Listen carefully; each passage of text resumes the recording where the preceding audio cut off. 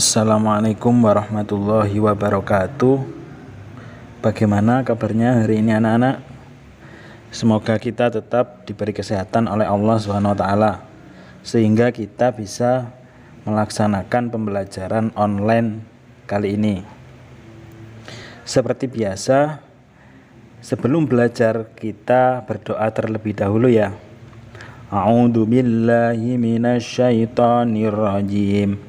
Bismillahirrahmanirrahim. Raditu billahi rabba wa bil islami dina wa bi Muhammadin nabiyyan wa rasula. Rabbi zidni ilma warzuqni fahma. Amin ya rabbal alamin. Di video kali ini saya akan menjelaskan tentang sholat sunnah rawatib. Anak-anak sudah pernah melaksanakan sholat sunnah rawatib? Anak-anak sudah tahu sholat sunnah rawatib itu apa? Mari kita simak video berikut ini. Sholat sunnah rawatib adalah sholat sunnah yang mengiringi sholat fardu. Sekali lagi, sholat sunnah rawatib adalah sholat sunnah yang mengiringi sholat fardu.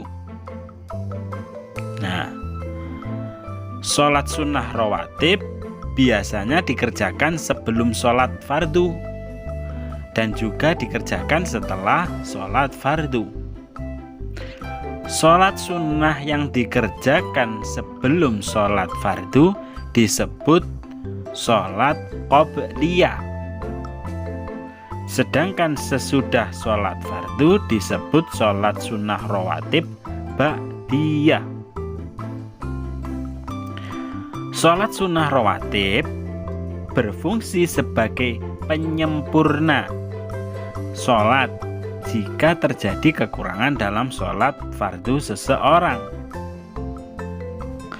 Sholat fardu sendiri hukumnya wajib, tetapi sholat rawatib atau sholat yang mengiringi sholat fardu hukumnya sunnah. Artinya, jika ditinggalkan tidak apa-apa, tetapi jika dikerjakan akan mendapat pahala.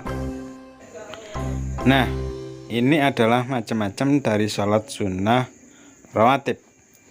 Yang pertama yaitu sholat sunnah rawatib muakkad, yaitu sholat sunnah yang sangat dianjurkan pelaksanaannya. Selanjutnya yaitu sholat sunnah rawatib ghairu muakkad, ialah sholat sunnah yang kurang ditekankan pelaksanaannya. Jadi kalau muakkad itu sangat dianjurkan atau penting, kalau yang ghairu muakkad itu kurang dianjurkan atau kurang begitu penting. Ini adalah jumlah dari rakaat dari sholat sunnah rawatib. Yang pertama kita akan membahas yang muakkad dulu ya. Kita akan membahas yang penting dulu atau yang muakkad. Yang pertama yaitu subuh. Subuh 2 rakaat qobliyah. Berarti subuh 2 rakaat sebelum subuh. Yang kedua yaitu zuhur. Zuhur yaitu 4 rakaat qobliyah atau 2 rakaat qobliyah dan 2 rakaat ba'diyah. Jadi untuk sholat zuhur sendiri ada qobliyahnya dan juga ada ba'diyahnya. Ada sebelum sholat zuhur dan juga ada sesudah sholat zuhur. Kita disunnahkan untuk melakukan sholat sebelum dan sesudah sholat zuhur. Selanjutnya yaitu asar, sholat asar. Sholat asar sendiri tidak ada sholat rawatibnya untuk muakkad. Jadi kita tidak disunnahkan untuk melaksanakan sholat rawatib pada sholat asar, baik maupun sebelum atau sesudah sholat asar. Yang nomor 4 yaitu sholat maghrib. Sholat maghrib kita hanya disunahkan untuk sholat rawatib 2 rakaat ba'diyah atau 2 rakaat sesudah sholat maghrib. Yang terakhir atau yang kelima yaitu isya. Isya seperti maghrib, kita hanya disunahkan 2 rakaat ba'diyah atau 2 rakaat sesudah isya. Untuk sebelumnya kita tidak disunahkan. Itu untuk yang muakkad. Sekarang kita bahas yang ghairu muakkad. Ghairu muakkad atau kurang penting. Yang pertama yaitu subuh. Untuk subuh tidak ada, dan untuk zuhur kita disunahkan untuk ghairu muakkad atau tidak terlalu penting, yaitu 2 rakaat ba'diyah atau 2 rakaat sesudah sholat duhur. Yang ketiga yaitu sholat asar. Ghairu muakkad 4 rakaat qobliyah atau 4 rakaat sebelum asar kita disunahkan untuk sholat rawatib yang ghairu muakkad. Selanjutnya yaitu sholat maghrib ghairu muakkad, yaitu 2 rakaat qobliyah, dan sholat isya ghairu muakkad 2 rakaat qobliyah atau sebelum. Nah, diingat-ingat ya anak-anak, kalau ba'diyah itu sesudah, kalau qobliyah itu sebelum. Kalau muakkad itu penting, kalau ghairu muakkad itu kurang penting. Yang terakhir saya akan membacakan niat sholat rawatib. Tolong disimak baik-baik ya. Bagaimana niat sholat rawatib itu? Yang pertama yaitu niat sholat sunnah qobliyah subuh atau sebelum subuh. Usolli sunnatas subhi rak'ataini qabliyatan lillahi ta'ala. Artinya, aku berniat sholat sunnah sebelum subuh 2 rakaat karena Allah Ta'ala. Selanjutnya yaitu niat sholat sunnah qobliyah duhur atau sebelum duhur. Usolli sunnatad duhri rak'ataini qabliyatan lillahi ta'ala.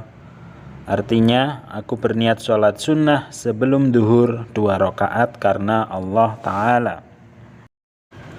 Untuk selanjutnya yaitu niat sholat sunnah ba'diyah duhur atau sesudah duhur. Usolli sunnatad duhri rak'ataini ba'diyatan lillahi ta'ala. Artinya, aku berniat sholat sunnah sesudah duhur 2 rakaat karena Allah Ta'ala. Selanjutnya yaitu niat sholat sunnah ba'diyah maghrib atau sesudah maghrib. Usolli sunnatal maghribi rak'ataini ba'diyatan lillahi ta'ala. Artinya, aku niat sholat sunnah ba'diyah maghrib 2 rakaat karena Allah Ta'ala.